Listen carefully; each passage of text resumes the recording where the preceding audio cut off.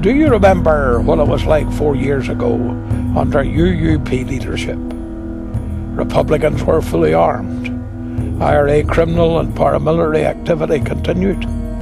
Ministers in all Ireland bodies were unaccountable to the Assembly. Republicans refused to recognise our British courts and openly, indeed often violently, opposed the police. Unionism was weak. Republicans were in the rise. Sinn Féin IRA was setting the agenda. That was the UUP's legacy.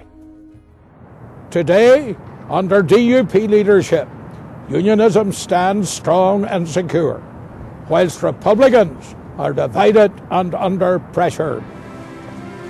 Our dedication to democracy and determination to achieve delivery has transformed the political process.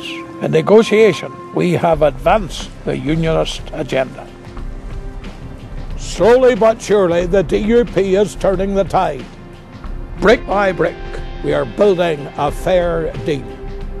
Where others shared power with Sinn Féin whilst the IRA continued to kill and commit crimes, the DUP has insisted that all Republican paramilitary and criminal activity has ended and that its terrorist structures are removed. We have secured in legislation a DUP veto on all significant government decisions and strict controls over North-South activity. Individual ministers will no longer be able to act in defiance of the Assembly. In 2003, the Ulster Unionists agreed to let Sinn Féin appoint Gerry Kelly as Minister for Policing and Justice.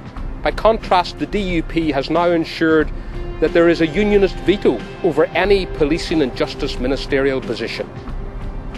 The DUP alone made support for the police, courts and rule of law a deal-breaking issue. Now, at DUP insistence, there is a legal requirement for all ministers to pledge their allegiance to the Police Service of Northern Ireland and the British justice system.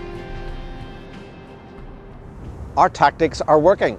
For the first time in the history of Northern Ireland, it is Sinn Féin who is under pressure. Never before have Republicans been under such strain. Only by voting DUP can the pressure be kept on Sinn Féin. Only a vote for the DUP can keep unionism ahead. We are a devolutionist party. We want local power in local hands. Hard-working people face increases in their rates and the introduction of water charges. We want to fund infrastructure and frontline services, not bureaucracy and big government. Education has always been a priority for the DUP. We have forced a government retreat on academic selection. Our economy must be transformed. The DUP has insisted on a suitable financial package as a necessary condition before proceeding. We have a strong track record of supporting senior citizens. DUP ministers delivered free travel on public transport and the Warm Home Scheme. With a network of over 40 advice centres across Northern Ireland, the DUP is helping thousands of people through our first-class constituency service.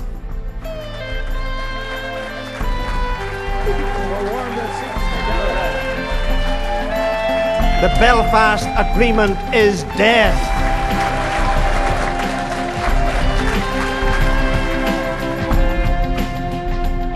But before we can get down to the challenges of devolution, we must ensure that it is built upon solid democratic foundations. There must be upfront delivery from Republicans. Republicans, not unionists, must deliver. The DUP will not be settling for second best. With satisfactory delivery, peaceful and prosperous days lie ahead. Northern Ireland needs a strong DUP team at Stormont to ensure a better, brighter future for all of the people of Northern Ireland.